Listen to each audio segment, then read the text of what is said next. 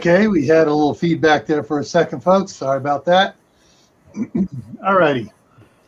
Hey, locked up. Can you guys hear me? Yep. Why is my camera not acting up here? Okay. It's your beloved internet company giving you all kinds of fits. Yeah. All right. Hang on. I'm going to step out here and come back in again. Eek. Okay. Blink. Can you still hear me? Yep. We can hear you. Okay. I'm going to have to unplug the camera here, guys. So.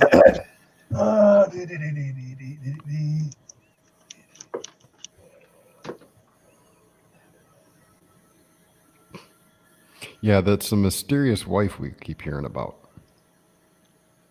Yeah. Okay, there we go. Every now and then it gets feedback and it wants me to unplug and plug back in the camera. Okay, so everyone out there, how are you doing? Everybody has their name up, their channel up here, except for Al. I got the right one up. Yeah, Die Bullfrog 79. So everyone else has their names up under. I got the right one up tonight. Good. All righty. So before we get going, let's go ahead and run through the roll call. First one checking in was Courtney at Wide Family Farm.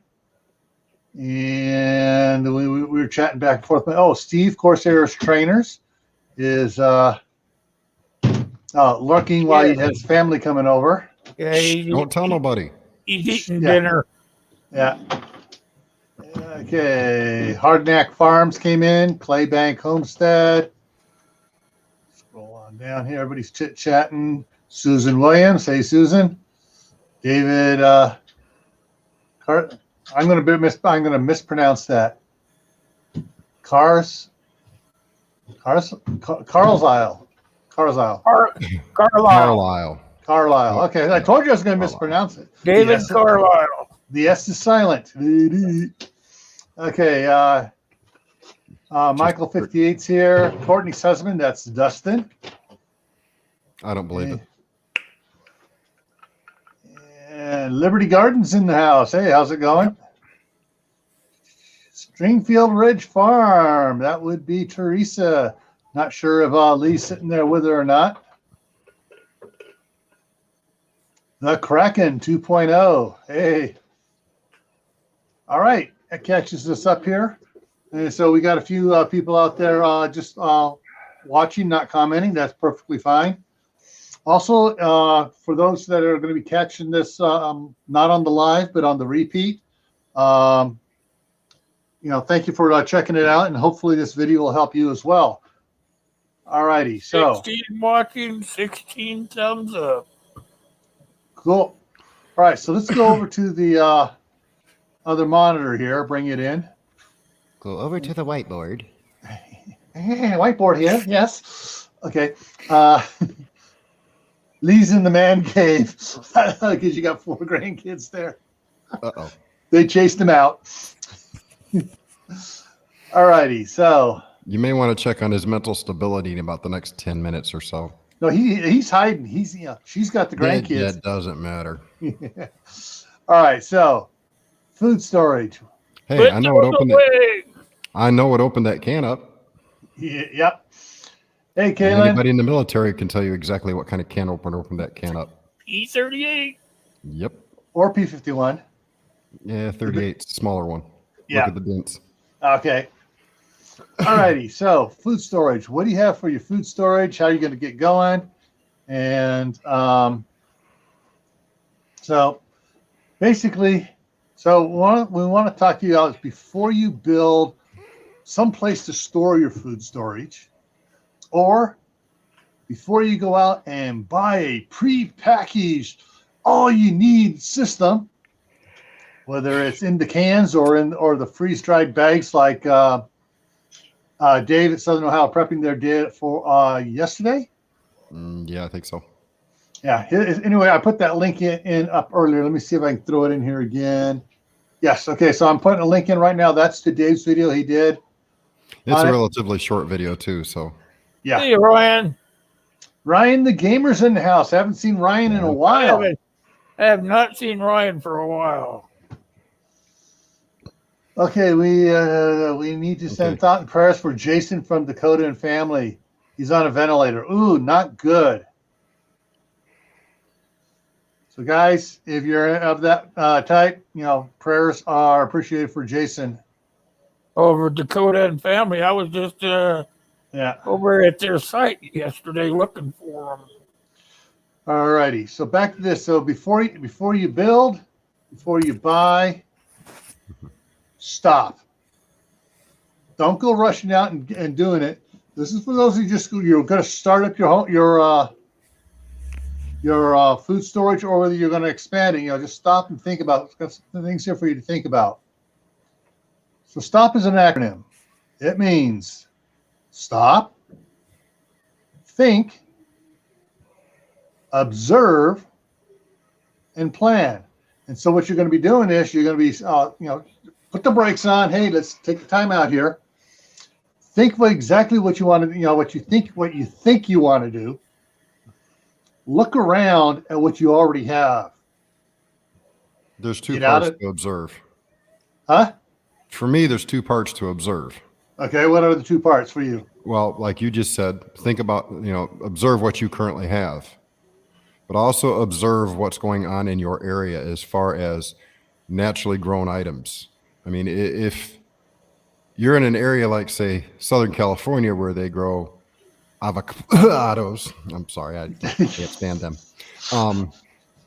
Knowing that that's something that's readily available due to the growing climate, then that's one thing you really don't have to worry about as much as if you would, say, need pineapple for whatever reason. Right. So, you need to observe your local area as well. Yeah. Go ahead. Okay.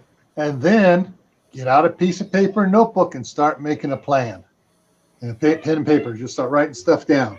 You're going to be writing stuff down as notes where you're going to be putting someplace else. We'll talk about that in a minute. So, come on, let's go. There we go. The next one. So one of the things you need to think about is, what do you eat right now? Because if you try to change your diet drastically, as Dave talked about in his video, you're going to have problems. And you're going to have your own TP shortage really quick. Why do you think people ran out and bought so much TP? They started eating things they hadn't been eating, and their butts were saying, let's go to the bathroom now. Yeah. Hey, CR's in the house. Creative redundancy. Hey, CR. Go create something. All right. So, you seriously, you need to write down and take a look at what you are eating now. Yeah. And basically, what are the meals you eat now? Because if you look at your meals, you're going to notice that there are some things that they are shared. They share certain ingredients, whether it's rice, whether it's wheat, whether it's tomato sauce, whether it's tuna, whether it's chicken, something. You're going to find some correlation between multiple things meals that you're eating that are, pretty much the same, just changed up a little bit. So you need to document that as well. And remember, keep it simple. Seriously. Kentucky Survivalist is in the house now. Hey, Kentucky. Yeah, so you don't want to make it complicated. You want to try to keep it simple. Basically, keep to the basics, the basic staples. Now, there are on the web, if you type in food staples, and then click on the images, you're going to have hundreds of these lists of what different people think staples are. Now, here's the thing is, what may be a staple to me may not be a staple to Uncle Al or Will or Dave. Can I bring up an example? I'll give you an example. Over in Asia, and I'm not going to single any one country out because a lot of them do, they all like sushi. As Americans, most of us can't stand the sight, smell, or taste of sushi. So for them, sushi and products that they use with sushi are a staple, whereas for us, no amount of cayenne pepper, garlic, salt, or anything is going to make that a basic staple for us. Yeah. And that's one of the other things here. You got here on your on the one here on the left. Beans and legumes. I'm sorry, we do not store lima beans here. I cannot stand lima beans. I like them in a can once in a blue moon. Yeah. But if they're on sale or something at the store, you may want to pick up 1 or 2 cans and put them on the shelf for bartering. True. And guys, that's on Thursday. Will at JIT Preparedness is going to have a live stream on bartering. Hey, So, Butch has a very good point here. I'm going to throw it at Variety Works. Listen to your wife. single, ain't got to worry about it. Listen to those you live with. My kid does what he eats, what I tell him to eat, or he will go hungry. Yep. I've That's how lost. my kid was too. Yep. Yeah. But there are sometimes input helps. Right. So, these pre-packaged lists here may not work for you. You may need to write up what is your own staples. Tim Fergal from up here in Idaho's in the house. Hey, Tim. So once again, the basic staples. What do you eat the most of? Burger. And remember, folks, that Hamburger. like Dave said earlier, Beans and macaroni. it goes by culture. What I eat is totally different from these 3 guys, and these 3 guys know that I eat everything, and they won't touch the stuff I cook. Well, Nope. some of it I will. Some of it I will not even be on the same street. I'm sorry. Like Balut. Exactly. I will not even be in the same county when you're cracking that open. Hey, Allie. Allie's in the house. Hey, Howie. So, your basic staples are going to be different for, even here in the United States, different parts, I don't think people up in state of Washington know what grits is. Nope. And let alone the proper way to cook them so they don't turn out like a brick. exactly. I, being a northerner, know exactly how to cook them so they'll actually sit in a warming tray for 12 straight hours without turning into a brick. Yeah, pizza is my oldest son's basic staple. That's Charles's as well. That's what we had tonight for dinner. Oh, I saw a commercial on TV today. Pizza's the #1 food in America. Yeah, passed up the hot dog. And Kraken starts listing stuff off: beans, rice, lots of bread, chicken, beef. Now, if you want to learn how to make bread the cheap way, go over to the King of Random channel. Back when the guy that started it was still alive, him and the current host went out and made homemade bread on the side of a road on a rock. You'll have to search for it. I don't remember the name of the video, but they made bread from the side of the road on a rock. Yeah. It would Hey, be a Maccabeus. skill. It would be a skill I would behoove everybody who has never done it to go learn it and do it. Yeah. I am fortunate because there are wheat fields not that far from me. I can get the grain. Cool. Hey, Maccabeus. All right. Yeah, like Courtney's husband says, tomato sauce. Well, one of the things we use more than tomato sauce is diced tomatoes. We buy diced tomatoes by the case. And so that's something that is, really good. And then one of the things we use a lot of also is refried beans, put in a lot of stuff. Dried chopped onion. Buy that in the number 10 cans. Yep. So there's like I say, you need to look at what you eat the most of, and also when you're looking at the stuff, break it into 2 categories. And we talked about this particular thing a couple weeks ago here: long-term and short-term storage. What stuff you can store for a long time, what stuff you can only store for, a short term.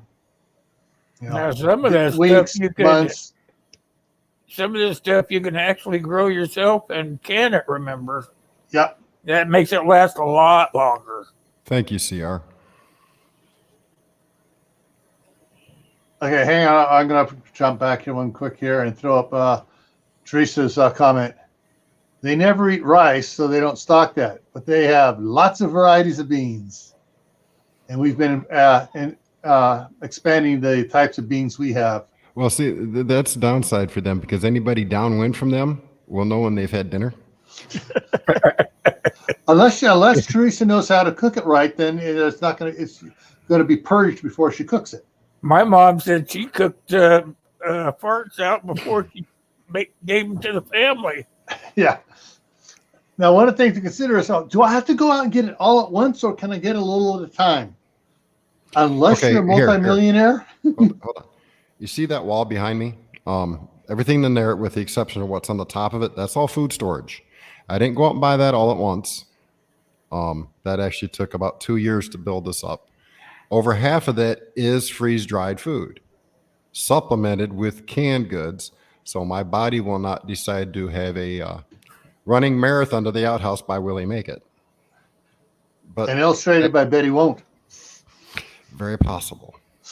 So I'm already working on getting my body acclimated to some of the freeze-dried dehydrated foods slowly but surely over time. So if it gets to the point where that's all I've got left, I don't need 200 rolls of toilet paper every 3 days. Yeah. Well, if you do have that, you should open it anyway and eat it, just like what you say. Yeah. Courtney, I seen your comment in the 17th and 18th century. Yes, a lot of poor people ate crackers and cheese and gallons of tea. Do you know what else they took in? Cod liver oil by the gallons. You will puff right up, shall we say. Yeah. Yeah. That's why they took the cod liver oil. Uh-huh. You eat crackers and cheese, that's hardtack and hard cheese, like on an ocean voyage. Some sailors, all they ate was cheese and crackers and cod liver oil. I was reading 18th century whaler saying, this is the most horrible slop. I want salt pork. All right. See, I'm just catching you on some of the side chat here. So Teresa says they have more green beans canned than anyone should have. I have canned green beans from the store, and I've got 197 cans of them. Would you like a few? Okay. Well, you can barter some of yours away then, can't you? Yeah.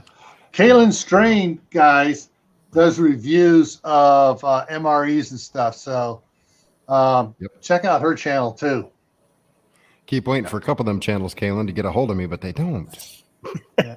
I think she's got the edge on those things. Yeah. She knows the right people, yes. Oh, yes, she does.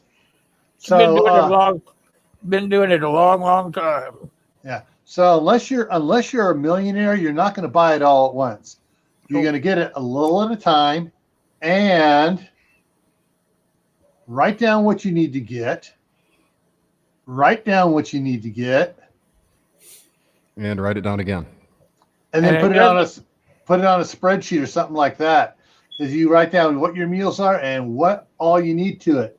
Like the one here, down here near the bottom here. The Southwest Survival Mix, ground beef, rice, diced tomatoes, beans, black, beans, white, taco season, grated cheese, corn, and it goes on. So and the kraut, a lot of people can't stand sauerkraut. Some people can't stand the smell of it. The best sauerkraut I've ever had was actually Korean sauerkraut that was fermented in a jar underground for I don't know how many years, but it was the best. Yeah. And when they told me how they did it, I almost puked because psychological, but it was one of the best. Yes, kimchi. Yep. Kimchi's always great. So, guys, when you go out and go to buy the extra food for your food storage, try to do it on sale. And Dave, you mentioned beforehand in the backstage. What was it you said about it? All right, let's say this week you go to your favorite supermarket, be it Aldi's or Walmart or Myers, Kroger, whoever you go to, and they have a sale. Let's say they say, 10 cans for, $5, whatever the sale is. Buy 5 cans of one, 5 cans of whatever else they got on sale. So you get that sale price, but buy those 5, and then a month or two later when they have the same sale again, go out and buy it. That way you've got several months in between the expiration dates or best buy dates So you've got a little leeway in time there. That way you don't have 25 cans. Their best by end date is day after tomorrow, and you still got 25 cans of it. That way you've got 5 cans that's tomorrow, 5 cans that are 6 months down the road, and 5 cans that are a year down the road, and stuff like that. Stagger your dates. Now, the best by date means that's when it's going to have its peak flavor and taste and nutrients. Just because it's past that date doesn't mean it's still not edible. It might not have the best taste. It'll still have most of its nutrients up to 6 months after that date. After a year, it's kind of pushing it. If it's anything in tomato juice, tomato sauce, anything high acidity in a can, once it hits that expiration date, I won't use it personally. I will barter with it maybe, but I won't use it personally because I know what tomato sauce and paste and all that high acidic things do to the inside linings of those cans. Yeah. All right. So, buy it on sale. Spread out your sale items around, so you don't. It's like what my mom used to do is, like on that 10 for $1. It was usually at Riley's or Albertsons or Lucky's. She would go get 2 cans of this, 2 cans of that, 2 cans of this, and probably get 20 or 30 cans. But she spread it out, and then 3 months later, when the sale's on again, go get some more stuff. Tim, it basically depends on the product inside the can. Your green beans and most of your green vegetables, 2 years, it's still got vitamins and nutrients in it. Just have some spices to help ease the taste. Anything tomatoes or high acidic content, even including oranges and mandarins and stuff like that, or pineapple, anything with a citric acid. And I can't remember what the acid is in the tomatoes, but anything like that, I personally wouldn't go 6 months past the best by date. Yeah. That's just from personal experience. Other people may have experiences that are different, and they may say, hey, you can go a year. I personally won't. Your canned meats, I would, that depends on the meat. Some will last a lot longer than others. In my personal experience, beef lasts longer than the chicken and ham does. Chicken is a very finicky meat. It has to be cooked perfectly, or you're going to find yourself laying on the side of the road puking for an hour and a half and then maybe not making it anyway. So, no matter what, you got to rotate your food. You rotate your food every day that you eat regularly. So anything you got stored back, you still got to rotate that food.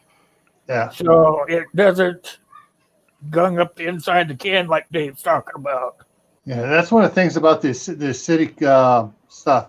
Even though all cans now have liner, it has a lining coat in it when they manufacture it. There's still little defects from where the bottom is put on and the top's put on and crimped on, where the acidic juices can get in there and start, corroding away at stuff. Spaghetti sauce is the same thing. If it's in a can, be very careful of it. If it's in a jar, it will last a lot longer. Yeah. Because it doesn't deteriorate if it's kept in a cold, dark area, not freezing, just cold. Cold. And not left to where it's sitting on the lid. Make sure it's sitting straight up and down in a dark area, preferably 39 to 45 degrees. That'll help keep the active microbes in it kind of chilling and not working. Yeah, I love asparagus, but I won't buy it in the can. I buy it in those glass jars. Right. Yeah. Because I don't trust the can. Okay, me and Hubble's cat had the big argument on glass jars. If you're going to stockpile glass jars, make sure they don't bump into each other and don't put pressure on top of the lid. Because if you put too much pressure on that lid, it's going to break that seal. Right. So the best thing to do is if you're curious on how to store glass jars, especially canning jars, I would check out a few channels and look at their pantries that they show. Mouse Toes is one. She's shown her pantry a few times, and you won't see jars stacked on top of jars, stacked on top of jars. Each jar has its own shelf. They're close, but they're not touching, and they're not stacked on each other. There's several other channels. I can't think of some of the names off the top of my head, but any of the channels that do jarring, canning.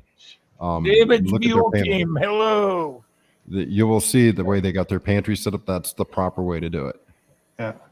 Now, one of the things you can do, which if you're going to want to put those jars in a cardboard box, cut some of the cardboard and make the hash stuff, thing so you have cardboard going each way to separate them. And yeah, so David Mule Train just came in. I missed back there, Chivro's Ventures. I think I pronounced that. Make sure I didn't miss anybody else. Welcome, guys. So one of the things, Liberty, hold on, Liberty. Most of that stuff will go, a year, past a year.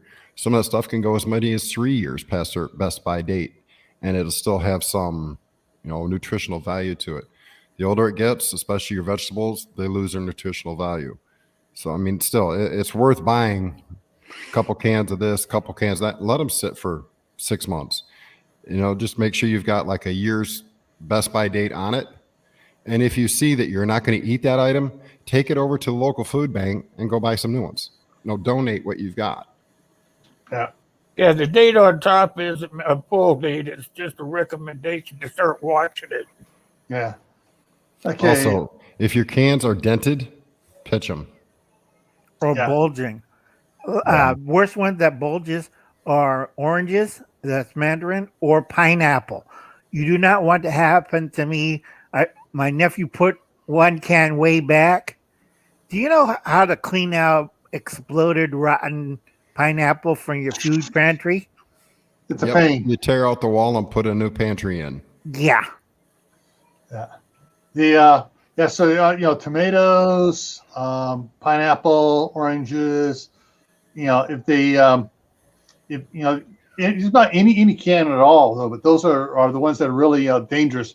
But if you push on the top of it, it goes dunk dunk dunk. No, don't even open it inside to check it out. Just throw the whole can away. If the can has a slight dent in it and it's still within the best by date, if it's not on the top, if you can't do it, if it still has its vacuum inside of it, where the lid's not bulging, it's probably good. I just personally, after experience with dented cans, don't do it no more. And Yeah. Butch, That's a good idea, Cigar. hey Butch, if you're throwing out canning jars that you canned yourself every year and you don't think it's good, you may want to reevaluate what you're canning. And I'm not saying this to be mean. What I'm saying is, for those who don't know, most stuff that you can will go 5-6 years easy if properly canned. Mouse Toes just did a video not too long ago. Maybe it was earlier last year. I don't remember exactly when, but she used chicken that was canned in 2015. So that's 5 years from the day she canned it, and it was still good. She's still moving. So if you do it properly, most canning stuff, if canned properly, and I'm stressing that word properly, you shouldn't have a problem within the first 5 years of it. And make sure that you keep them in a dark area, because light will degrade the contents inside canning jars. So make sure you keep them in a dark area. Rob Painless a while back, it's just a couple of months, he went out in his pantry and just pulled a random can out of there and took it in the house, opened it up, and ate it. So it was just great. He said it had been in there for 3 years. Yeah, but it's underground for about 3 years? It wasn't underground. His pantry thing is like an old shed out in the back. Oh God! With no windows in it or anything. Well, you know Rob. Yes, I know, but I know Rob. That's one thing I'd be really nervous. Mm-hmm. Well, if it was real quick here, okay. When we lived in Southern California, we bought a whole bunch of pears off a farm, and my mom canned these pears. And we lived there for another 2 years. Then we moved to Arizona for 2 years, and then up to Northern California. And it was like 4 years later, we pulled out the case of the jars that were in canning jars. Oh, we got pears here. They look great. Tested it, worked fine, and we just ate them for the next couple of years. Still, after that, kept going through them. So if it's done properly, they'll store a long time. right, and don't throw away the canning jar. Just throw out the lid and the content, and just reuse the jar.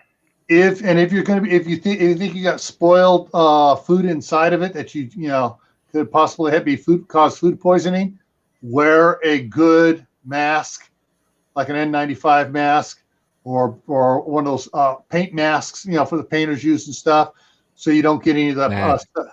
Yeah. Best thing to do is what morticians and CSI people use on people who have been dead in their home for a couple days. Vicks Vapor Rub underneath your nose. That'll take care of 99% of it. Just put some Vicks Vapor Rub, you know, a decent little layer of it right under both nostrils. You'll be fine. And he did clarify his statement. He said Pop Tops. So yeah, I buy as few Pop Tops for storage as possible. If any, you know, like the cans of soup that I buy that have the Pop Top, I eat those fast enough and go through my stock of it fast enough. I don't have to worry about that as a rule. The long-term storage stuff, I need a can opener for. Hey, Yeah, Pop Tops you shouldn't keep very long. They lose their pressure. Yeah, they basically, because that the indentation in the lid for it to make it easier to open is where that can usually fails. All right, and so Butch says he reuses lids on canning bath or water bath, canning only. New lids for pressure cooking. Good. So far he's had success with it. You don't want to do like Ernie Hatmaker and use old lids. Did you see what happened to a pressure cooker? Yeah, I got a little messy inside. Yeah. Yeah. All right. So the next slide here, let's see what we got coming up here. I'm trying to remember. Okay, so once you start building up your food storage, then you can decide how you want to store it, what type of shelving system or whatever you want to do. But, you know, don't, like I said, reset my mouth here. At the beginning, I said in the beginning, don't go out and start building yourself. Oh, I'm going to build this nice food storage stuff when you don't know what it is you're going to be storing. Because you may not have a lot of cans. You may have a lot of jars. You may not have a lot of bulk stuff for like macaroni, spaghetti, and stuff like that. You may have narrow cans like tuna cans or canned chicken or the canned beef if you get it like at Costco. So there's, you know, you have to check out what it is you're going to be storing before you go out and start building stuff.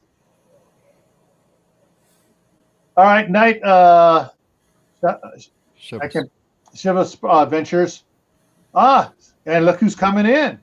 Got Cecilia, Raven Cat Homestead, and Bob 942. Hi, guys. Good seeing you. All right, so I think this is my last one here on the slide. Yeah, it is. So let me go back up real quick. Yeah, so save it. I'll write it down. Buy a little time, unless you're a multi-millionaire. You know, I'll sort out what is long-term and short-term in your stuff. Your basic staples, which you eat the most of. Let me jump back here a bit. In the beginning. So. Say goodnight to Shivas. I did. All right, so before you go out and build and before you bulk buy, stop, think, observe, plan, and what do you eat, what you got around you. All right, so I'm going to go ahead and kill that, take us back to us here. I'm going to throw something out there too. For those who have property and have the ability to bury something, now that will take more than just a few dollars, but here is a suggestion. Seeing as how making a basic root cellar is relatively hard and expensive, there's a cheaper way to do it. Contact a shipping trailer company. Okay, these are the companies that sell shipping containers everywhere from the little 22 footers to 28 footers to 48 footers, and there's some 53 footers if you want to spend the extra dollars. But you can get a shipping container that's in relatively good shape and bury it and make an impromptu root cellar. I'd put the top of it at least 8 inches below your lowest frost level. Okay. Yeah, but there's something you got to take care of with those cargo shipping containers. They're not made to have pressure on the side. So when you bury it, you want to stack, like build a rock wall next to it so it's supporting the weight and it's not all the dirt and get pushing. Plenty of drainage, right? I mean, there's a proper way to do it. I'm just throwing that out there as a suggestion because most people don't realize you can buy them shipping containers for right around $700. And it'll cost you like $200 or $300 to have it delivered to your door. So for $1,000, you can have a 20-foot root cellar that all you got to do is bury properly and make a way to get in and out of it. So, I mean, it's, to build a proper root cellar, to dig it down, put in all the woodwork and drainage and stuff, $4,000 or $5,000. And a shipping container is $1,000 and another $600 to bury it properly. So, I mean, there's a price difference there that people could think about. And one thing to remember, though, that that $1,000 shipping container is one of the ones that have the wooden floors in them, not the military grade with steel floors. And but so if you don't have proper drainage, you're going to have water coming up inside. So you want to make sure you have proper drainage. And those wooden floors aren't just cheap wooden floors. Those boards they're high pressure treated. Try pounding a nail into one of them. You'll find out just how hard it is. It's like trying to pound it through a brick. I know I've had to do it many times. Takes a mighty big hammer. So, Kraken, you're lucky. You already got a basement. Now, the new house we just bought across the street does not have a basement. And my wife was talking to me today. She goes, well, since this house doesn't have a basement, what do you think about a root cellar? I said, well, that's something we got to look into because on one side of the property, on the west side, is a major canal. On the east side is a minor canal. So we got two canals on either side. And to water the yard, so set up on low.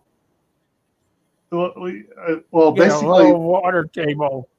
Well, where we're at, we are sitting about 20 feet, maybe 30 feet above the Snake River.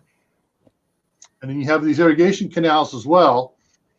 But we would have to do it when the either early in the spring before that it starts, they put water in the canals, or in the fall when they shut off the water before the freezes come, we'd have to dig out and pour a solid concrete basement with at least a 12-inch thick walls on it and coat it and everything else.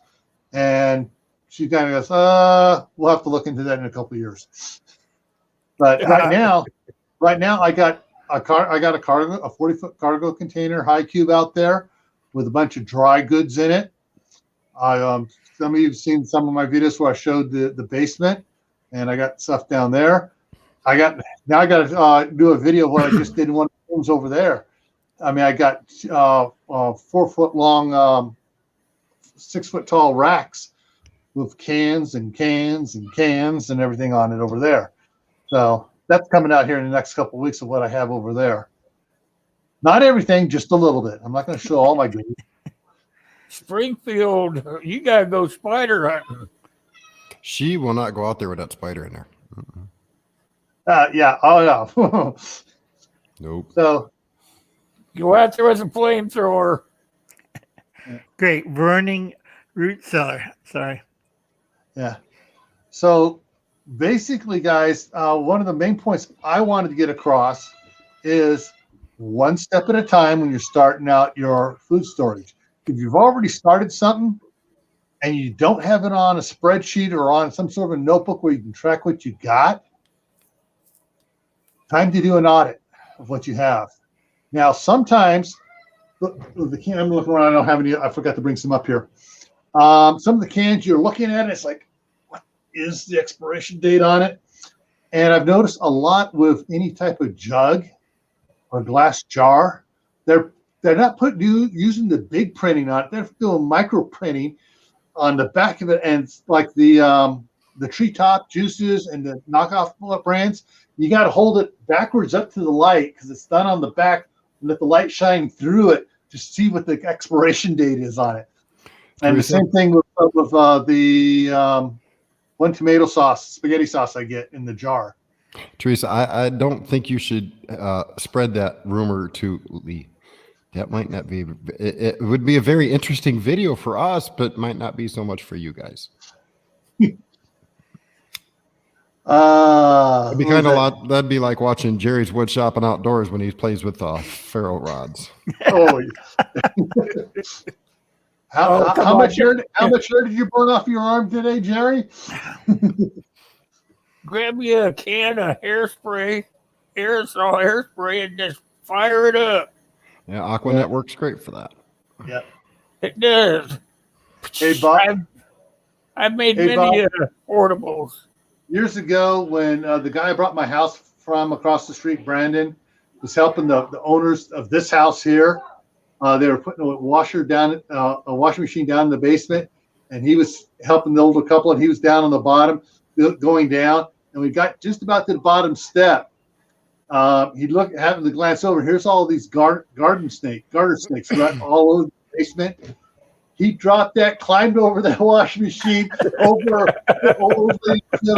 Mr. Criddle, and was out the door. He goes, I ain't going back in that house again. Well, if you see Bob 942's comment, Yeah, his that's why I wife- was talking to his wife. That's why it made me think, remind me of that story that he told me. because in the Philippines okay. they have like 100 different snakes. Potato launcher. Dustin, you want to see a potato launcher? Go check out Let's Talk About Prepping. That's Tyler. And about this time last year or so, he was making potato cannons. Nah. Oh, Lord. I have a better idea. Go out and get a Hudson bullpup in 177 caliber. Turn the air down to about 200 feet per second, and go up plinking. Yeah. No bull. Oh. It's just there. Hey, Paragon Ridge Ranch. Welcome. How you doing, Paragon? So, don't do all your shopping at once for your food storage. If you already have stuff bought, do a little audit here, and let me throw this back up again. An Excel spreadsheet is great. See you later, Homestead Aquarius. Yeah, take it easy. On this spreadsheet here, which I will mail out to anybody, I covered it a couple of weeks ago. I even sent one to several people, including Martha at Old School Prepper. The tabs down on the bottom here is first one we're on right here is meals. Canned food I have stored, short-term items, dry short-term, dry long-term, the different freezers we have. And they have some stuff, some needs and wants, and other tabs of stuff to ship on. But this is you start writing down what meals you have, what you need for it. Then you go to your next your tab of canned items you're going to need for it, and just start logging in what you have, what you need, and go from there. The hardest part is keeping it updated. Oh, I got it all done, and a month later, how much stuff did we use? I forgot to keep it up. That is the hardest part to rotating your stuff for keeping an active track on it when it's flat on the shelf. So if you have the slanted shelves where it rolls through and you stock it, that's a little bit easier because first thing you put in is going to be the first can out at the bottom, and the last thing you put in is going to be the last can at the top. So you're always going to be automatic rotating on that. That's why instead of those darn ledgers like you've been showing, I take the front of I put everything on the shelf, but in the front of the shelf, I write a date on there. Yeah. And then I just have to glance over there. Hang on a second real quick. All right, Teresa, see you later. Bye-bye. Yeah, you're very good on that, Will. Even on some of the cans where it's really small printing and stuff, like I started to say, you whip out the permanent marker and in big letters write what the best use by date on the can itself, or the bottle, or the juice bottle, or whatever it is. The first time you kind of might miss the check-in date, but after 2 or 3 times of doing that, all you have to do is glance over there and you see the number and it's like, oh, I better inventory that stuff. Yeah. I'm sharing that for us. Yeah, and so we talked a couple weeks ago. We actually talked about shelving systems and stuff like that, and that you can show what stuff. Okay, all right. Dave has something here for me to show here. There we go. There you go, Dustin.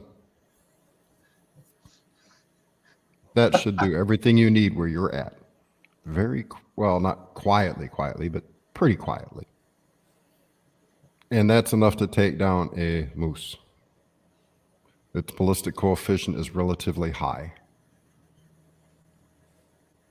And that's a that's an air canister. Night, underneath there. Night, David. Yes. All right, Dave. It's pressurized. Yeah.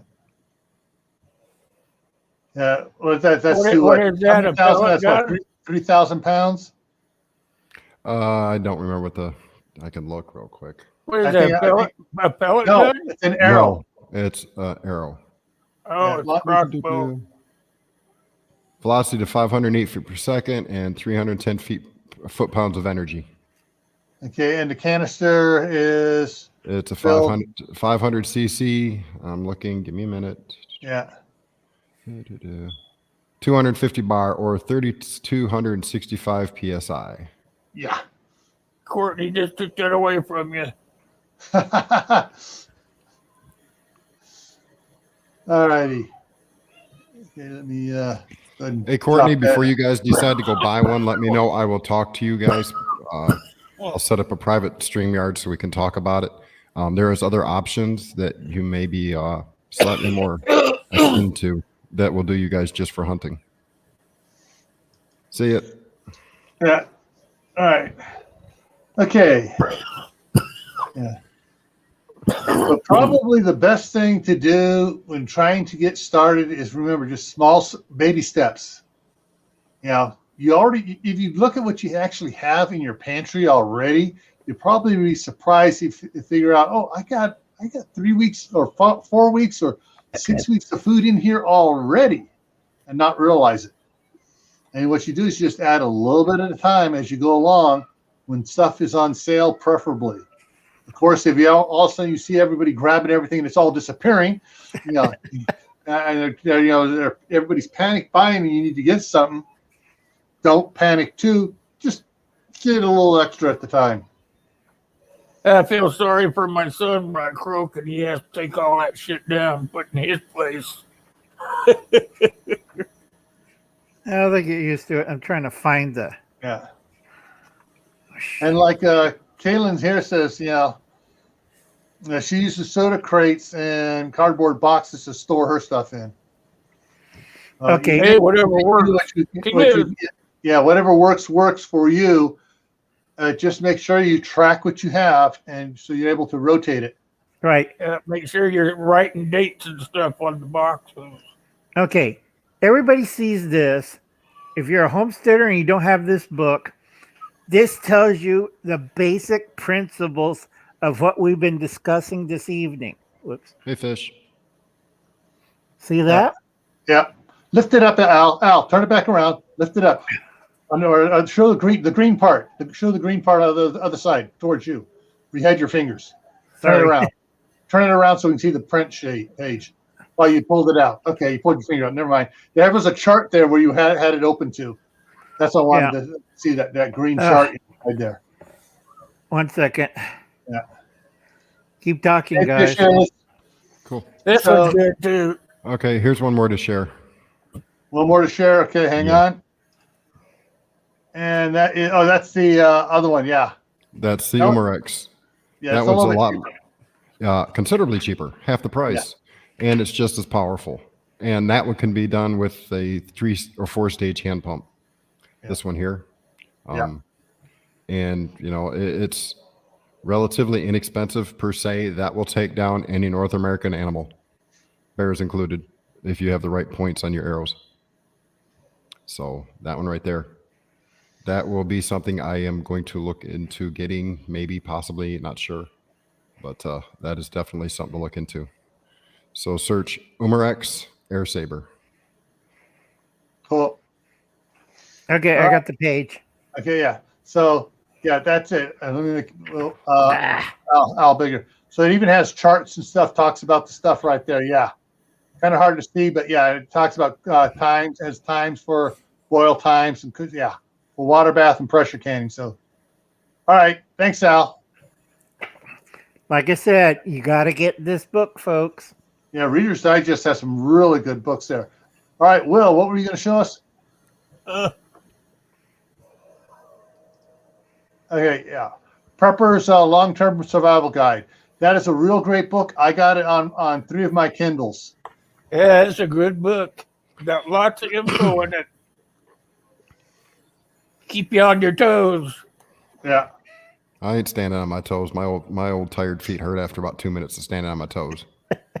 I don't My have those feet anymore. back hurt after moving all that stuff across the street. How do you think Yeah. I feel trying to move that stuff from upstairs downstairs? Just Yeah. that. Well, I'm upstairs That's what you here, got a kid and all that for. stuff I had against the walls He and ain't stuff, big enough. all went down. And then down in the basement, all the stuff we had down in the basement, that stairs in the basement is a real steep, shallow steps. That's what I've got here for my apartment. Yeah. These You gotta- apartments are you about got- 50 years old. You've got a tarp, right, Dave? Just lay it on the steps and then let everything just slide down there. I don't No. think so. No, no. All righty. Stuffed peppers. Okay. Nope. Talking recipes over here. Got to go back to the side chat and see what I missed here, guys. Okay. Oh, watch. Yes. Watch for the mice. Yeah, that's something I found that I had a problem of and wasn't aware of until I actually started moving some stuff. And let me put it this way. My apartment, from that wall in front of me to that wall behind me, is 14 feet. Okay? At the bottom of my stairs is 2.5 foot. At the top of my stairs is 2.5 foot. You subtract that and figure out 13 steps, and that tells you pretty how steep my stairwell is. Yeah. It's steep. Yep. Fuck that.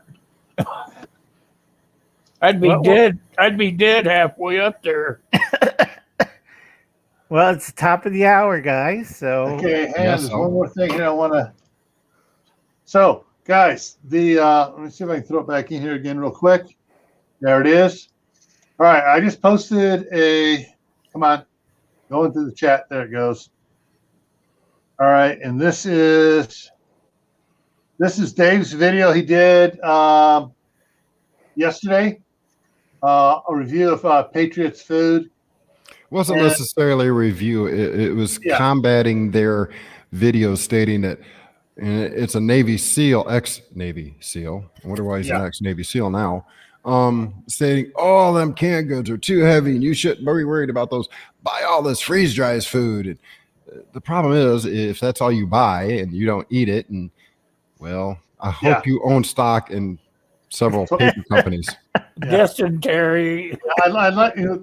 What really ticked me off about the commercial that pops up that they've been showing on my videos here and stuff and other people's videos is that you keep buying all this food and it's only good for a year or two and you got to throw it away. It's like no, you rotate it.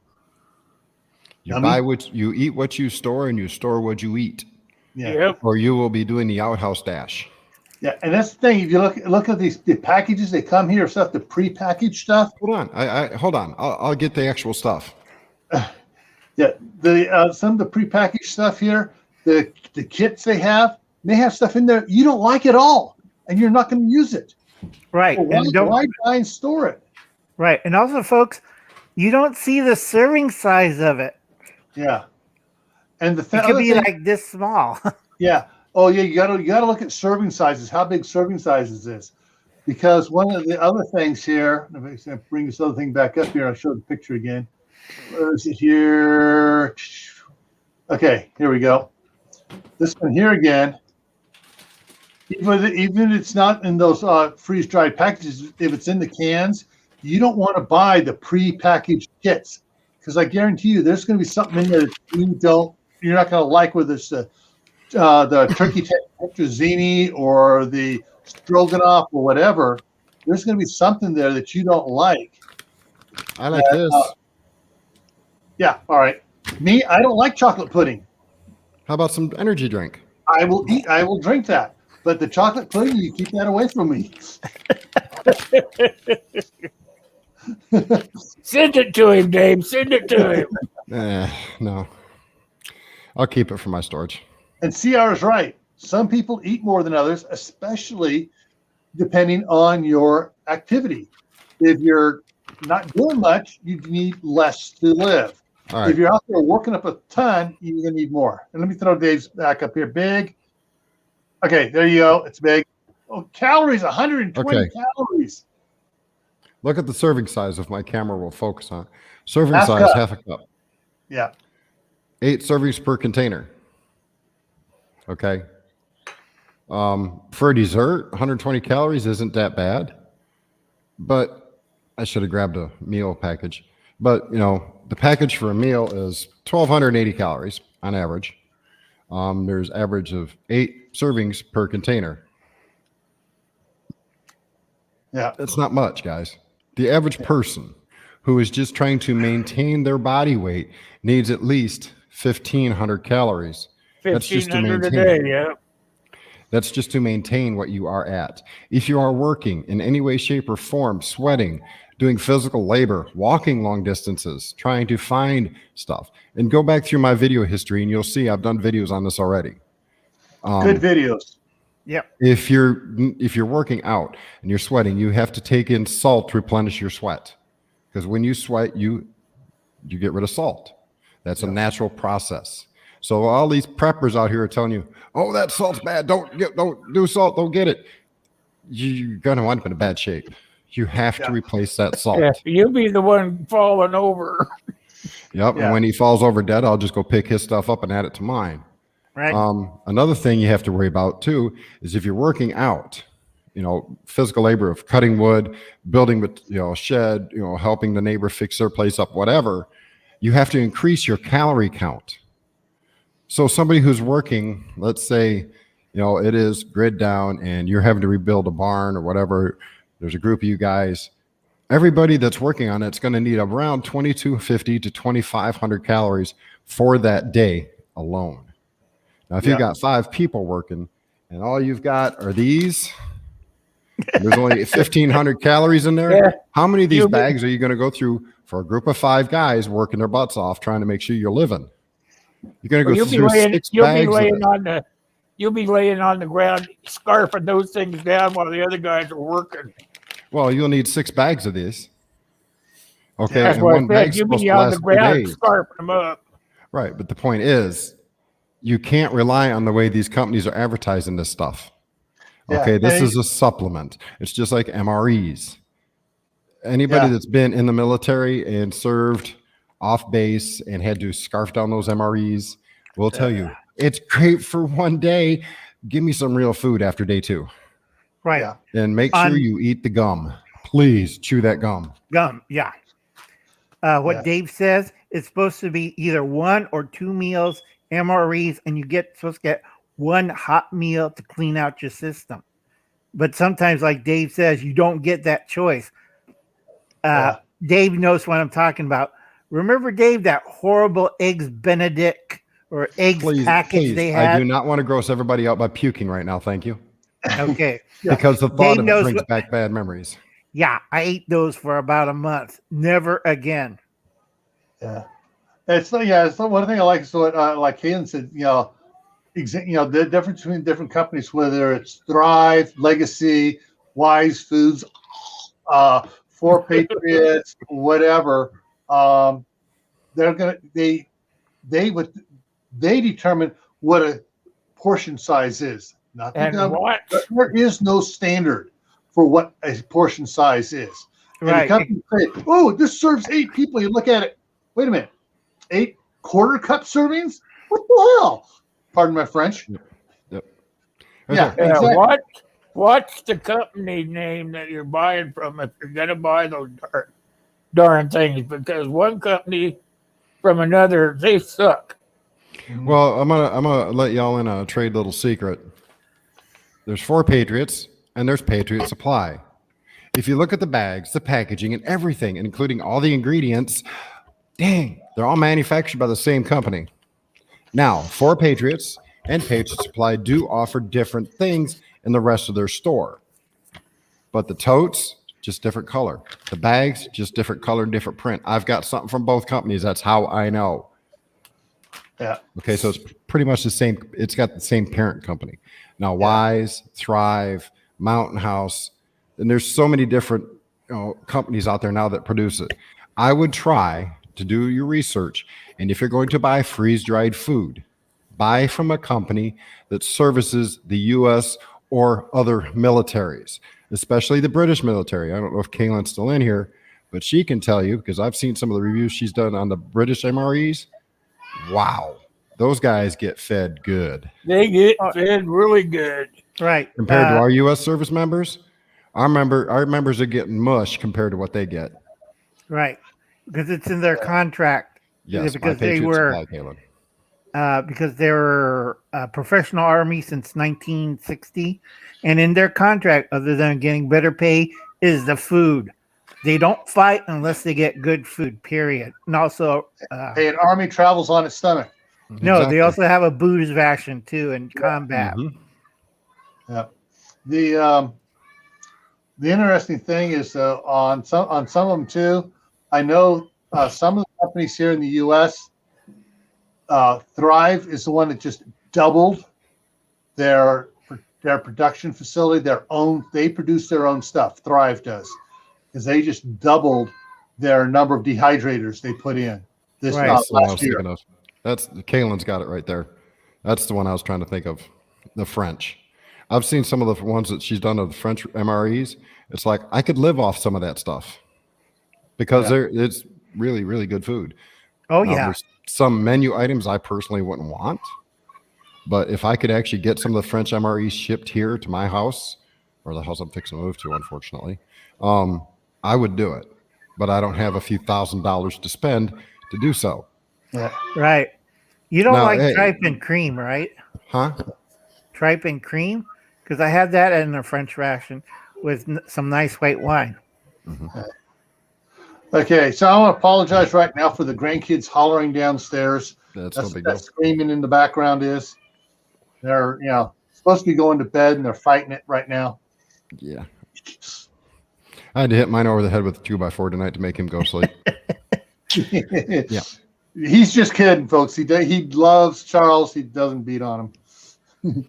No, that's the No, reason it's- I'm actually having to leave my home is because I stood up and got a little aggravated when somebody made some very nasty comments to my child. She told him to go run out into the street and get run over because nobody liked him. I kind of got a little mad, which is why I now have to leave. Right. Tripe is stomach, folks. The Italians and the French enjoy eating that. All right. Chitlins, that's what I was trying to think of earlier. Chitlins, Chitlins. Yeah. Yeah. pig brains. Chitlins and grits. Yep. Hi, CB. I'm going to step out here just for a sec. Okay. He's gonna go yell. Nah, he loves his grandkids. But if you're going to look at buying MREs, Kaylin knows a couple great people. So if she's got the time, she can answer probably a few questions via an email or on one of her live streams. And I can't think of the other channels off the top of my head. There are several other channels that not only subscribe to her, but also do reviews as well.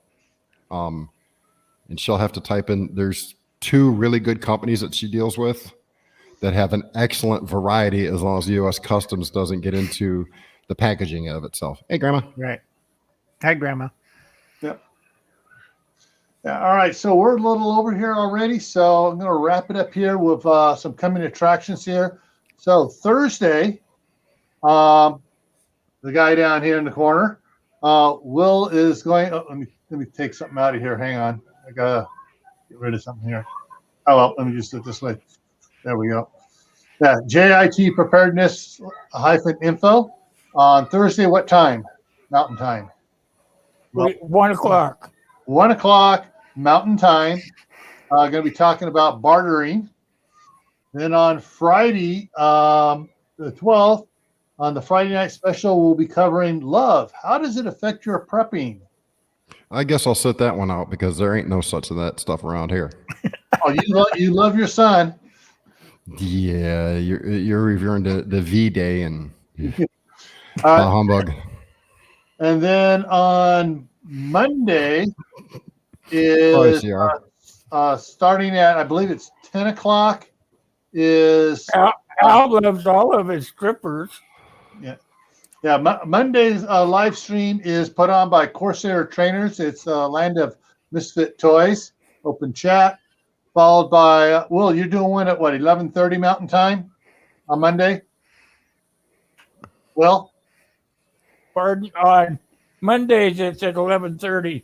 11:30 Mountain Time, and then next Tuesday is going to be on Technical Tuesday. We're going to talk about MCI triage, why you should take CERT training, and MCI is mass casualty incident, and it happens more often than you think, especially like in California on the foggy Interstate 5, where they have those multi-truck pileups. Oh yeah.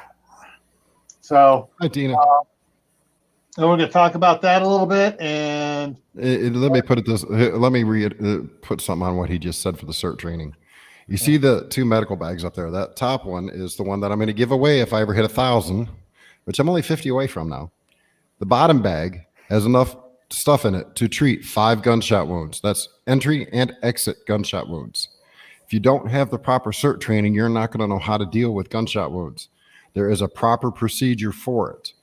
So if you don't know and you have the equipment, go get the training so you can use the equipment you've got rather than just stand there and say, will this help? No. Yeah. You are your own first responder. If you're the first one on the scene, their life may be resting in your very hands. And of course, the question is, do you want that person to live or not? I don't know. But as a rule, most people want to try and help somebody live, whether they like them or not. Yeah. Get the proper training. Yeah. And then a week from Friday is going to be on the Friday night special for the 19th. No It's, fish. EMP, what you can do about it. I will not do training like that because I'm not certified. Because if I show you how I was taught and you try to imitate that on a person and something goes bad and you say, well, Dave's the one that showed me how to do it. Guess who's fixing to lose everything? Me. Nope, not doing it. Right. Yeah, there is CERT training everywhere. We'll be talking about that next Tuesday. See you, Pentuck. About that. All right, good night. Night, Kentucky. All right, hey, Tina Weber. Yeah, so so that's it for now. And as always, everyone out there, stay happy, stay safe, stay prepared, and we'll see you in one of our videos coming up shortly.